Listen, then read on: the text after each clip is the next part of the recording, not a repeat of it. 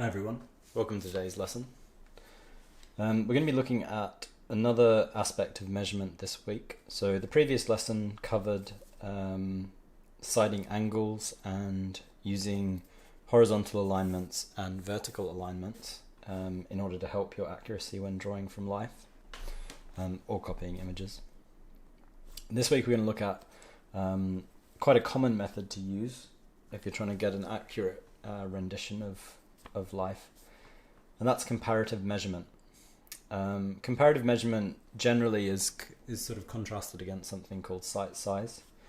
Sight size is really straightforward, so if I was copying this drawing, sight size, I would just be copying everything identically, so it would be exactly the same height. When I place my top and bottom of my drawing, it would be exactly the same width, or everything would be identical.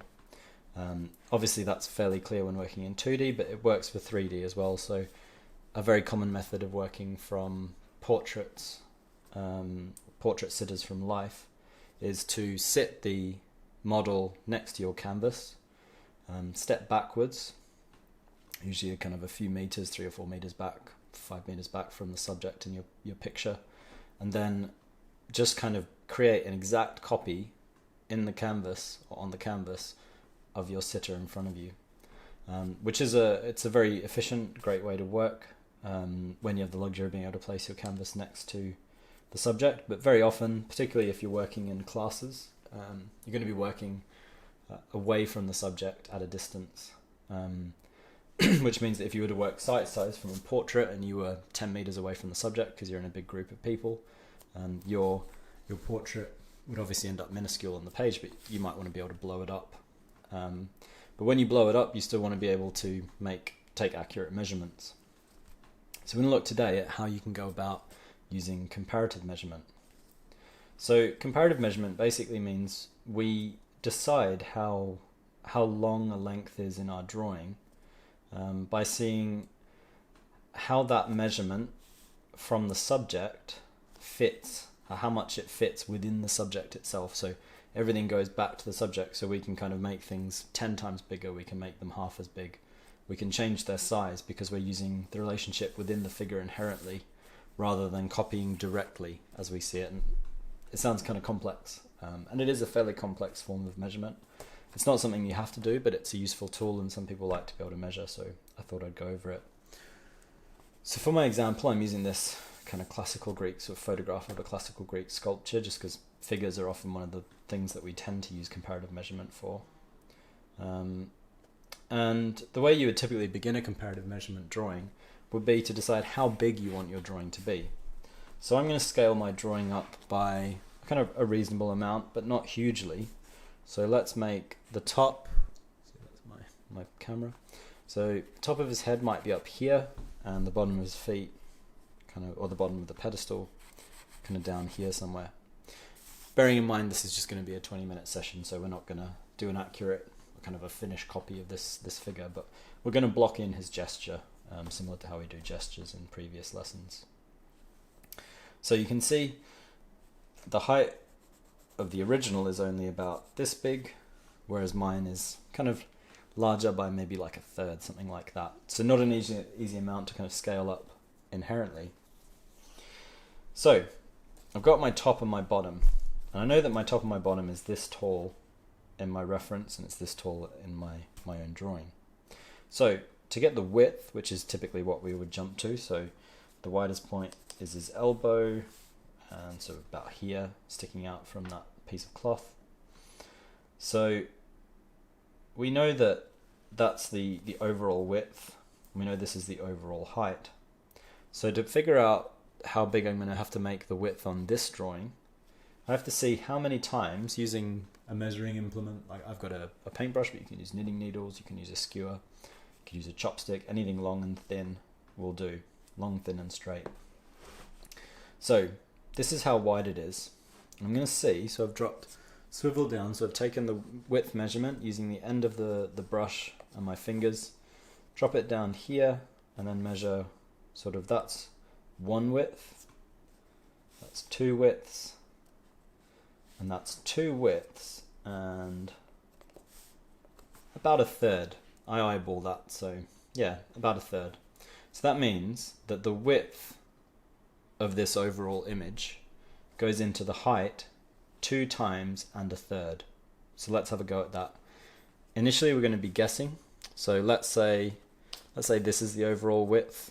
If I take a measurement, you can see I do the same thing. So I've got my finger laid out. So we go 1 width, 2 widths, and see that's more like a fifth. So that's not right. So I think it needs to be a bit narrower. So we'll go 1, 2. Yeah, that's a lot better. So that's about 2 widths and a third. So I've now got my width.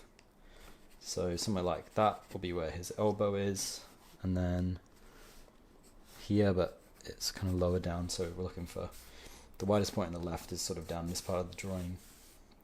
The widest point on the right is a bit higher up. And then pedestal runs pretty much across the whole of the bottom of the drawing, and his head is roughly in the center of his gravity, about there. So I've now got this big box that contains everything that I'm drawing. So we always create a kind of bounding box or an envelope for the drawing. It just makes everything a lot more manageable, something to kind of start working into. But you can see I figured out the overall width based on the height by taking a comparative measurement. So let's try another part of the drawing now. Let's figure out roughly where his shoulders are, because that's always a useful thing to find out when you're first starting a drawing. So if I take a measurement in from the elbow across the width, so I'm using corner of the elbow up to the corner of the shoulder, and then I'm going to measure across the overall width. 1, 2, 3, 4, 5, 6, kind of 6.5. So I'm going to have to go 1, 2, 3, 4, 5, 6. That's a little bit too wide. 1, 2, 3, 4, 5, 6. Yeah, that's about 6.5. So that means the shoulder lies that far in, roughly a sixth in from the elbow. And how far down does it drop from the head? So if we go from the head, so top of the head, that measurement there, down to the corner of the shoulder goes 1, 2, 3, 4, about 5, roughly 5. So let's take that measurement. 1, 2, 3, 4, 5. No, it needs to be bigger. 1, 2, 3, 4, 5. Maybe just a tad bigger than that, and that's probably about right. So I've now got a little notation for the corner of the shoulder. And angles remain the same, so I could say, looking at that angle, maybe roughly travels up like that. And then I can also find the height of the corner of the elbow, because then that will give me this drop as well. So corner of the elbow from the top of the head goes 1, 2, about 3, so it's exactly a third of the way down. So let's go up here, 1, 2, yeah, that's about a third.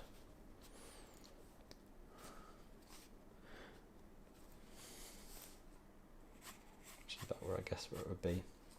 So from that we've now got blocked in the shoulder dropping down there. Let me just reaffirm that a bit so it's nice and clear for you guys. We know that then from there the elbow maybe drops in at that angle, so we're starting to get this whole setup drawn in.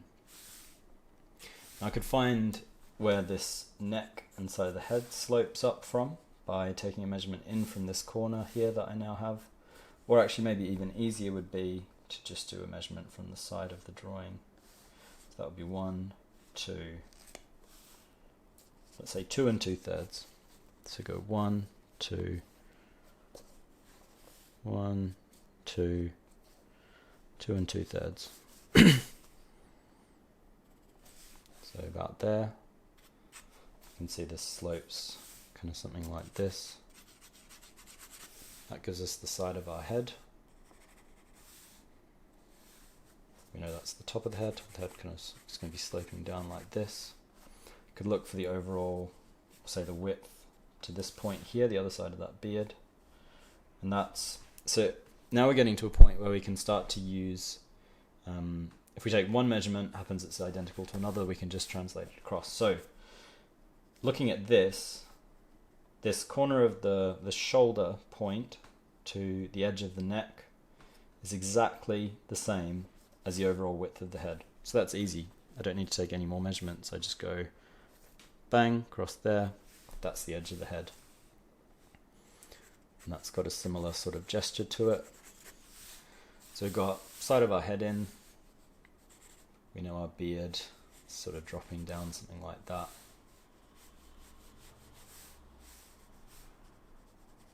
His hair's about there. So we're starting to get a feel for this figure now. Let's see, using comparative measurements again. Now that shoulder is maybe 2/3 of the way across the head to here. And we know it runs just below this point. We can do that by eye. You don't have to do everything with the measurement. We're only using measurement for things that we would struggle to otherwise figure out. Now let's get to this point. We'll do the same thing. We know that point sits kind of pretty much just inside that widest point, but how far down is it? So let's see, from the top, that arm drops down. Is there anything we can use? So it's about the same as the width of the shoulders. So in the human figure, you often start to get these kind of repeating forms.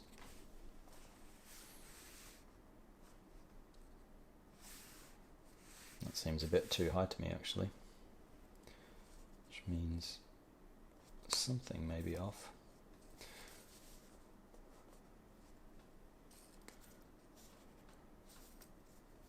Let's use this measurement here.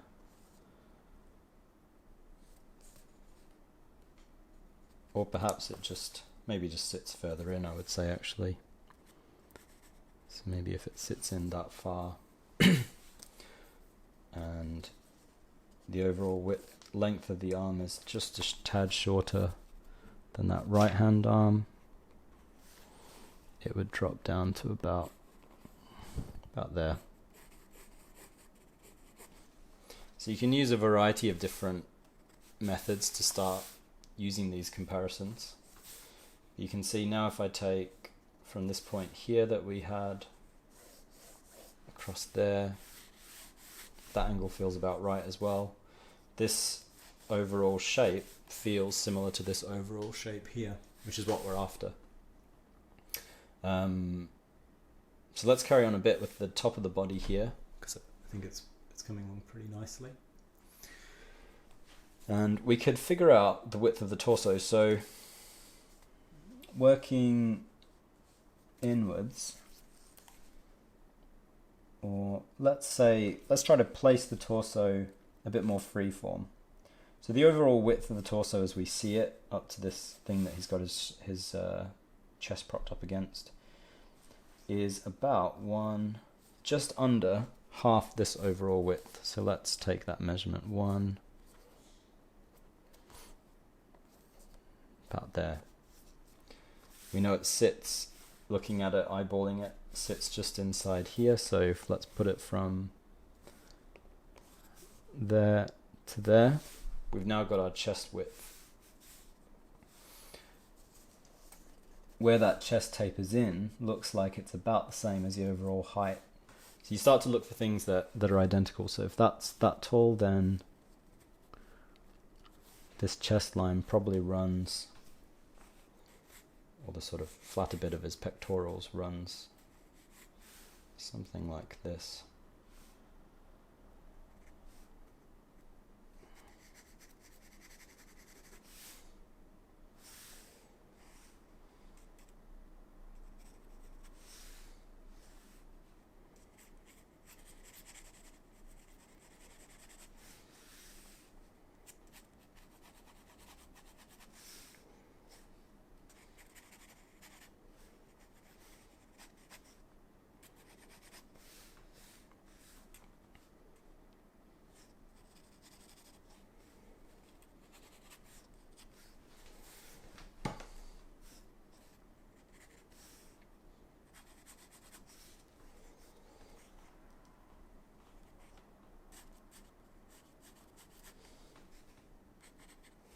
So you can see, now that I've got enough measurements taken, it becomes a lot easier to start using my best judgment about positions of parts of the figure. So we're starting to get this contrappostura in.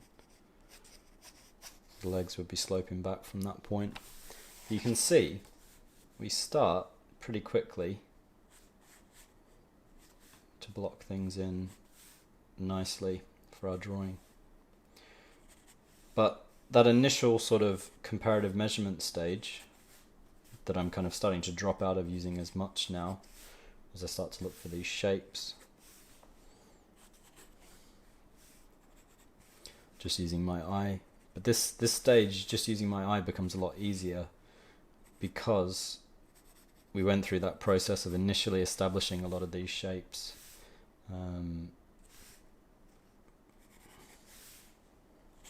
Using that comparative measurement. So consider it a tool in your arsenal rather than something you have to kind of slavishly adhere to. It's always difficult when you're first starting to draw. You're never quite sure how much to rely on measuring, and I certainly recommend not over-relying on it, but equally it's good to be able to measure, because it can help a lot when you're first starting a drawing to kind of get comfortable with it, or if you start to have issues with that drawing that you want to try to correct. But yeah, that's pretty much it for how comparative measurement works. I recommend trying this out. Working from life is where it's most useful, but you can do an exercise like this, just copying a drawing and changing its size. So you just I scaled this up maybe by 1.5, something like that, from the original. And that's all you need to do to make it a good challenge that you can hopefully learn a bit from. But yeah, that's it for this week. And then I think we've got a little bit of a break over the midterm, but we'll be back again soon. Hopefully with maybe maybe another series, because we've been doing a lot of kind of shorter videos, so it'd be nice to give you guys something more of a long project to take a look at. But yeah, thanks for watching as always, and click the follow link to keep up to date with everything we're posting. And also, if you follow us or click through to the website, you can sign up for tuition from myself and fellow tutors, and you can show us all the different projects you've been working on and get advice about it. Always helps to get feedback. But yeah, that's it for today, and I shall see you guys soon.